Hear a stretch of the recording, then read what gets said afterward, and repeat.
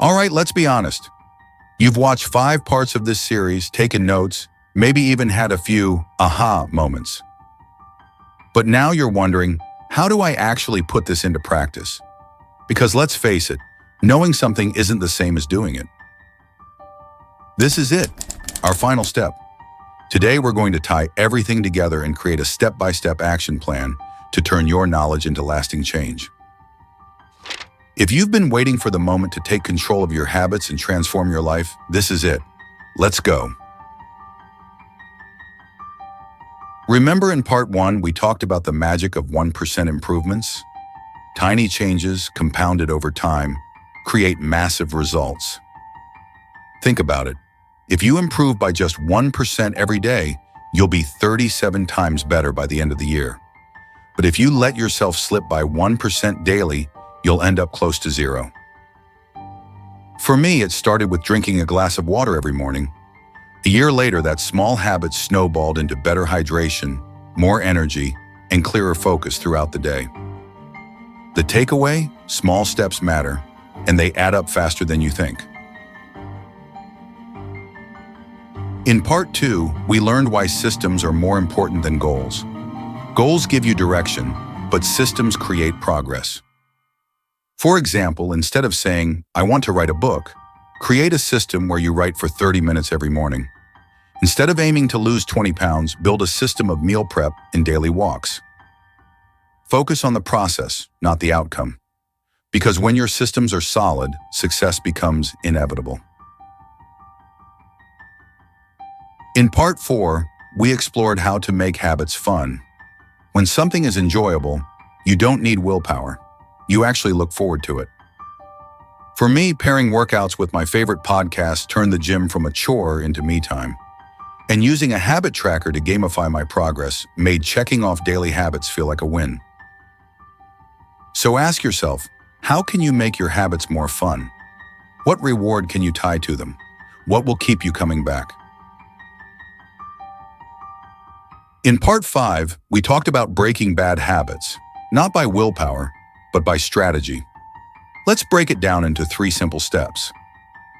First, remove the triggers. Every bad habit starts with something, a cue or trigger, that sets it off. For example, if stress makes you snack on junk food, keep healthier options, like fruit, within easy reach.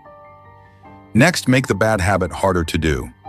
This is what we call increasing friction. If your phone distracts you at night, leave it in another room. If you want to stop binge-watching TV, unplug it after each use. The more inconvenient the habit, the less likely you are to do it. And honestly, who's going to dig through a closet at midnight to find a bag of chips? Finally, replace the habit with something better.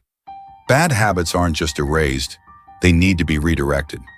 So if you scroll through social media when you're bored, replace that with something healthier, like reading 1 page of a book or going for a quick walk. By removing the triggers, adding friction, and replacing bad habits with good ones, you're not just fighting old behaviors, you're rewiring your brain for success. Now that we've reviewed the lessons, it's time to put them into action. Let's break this into 4 simple steps you can start today. Step 1, choose one habit to focus on. Don't try to overhaul your entire life at once. It's overwhelming and unsustainable.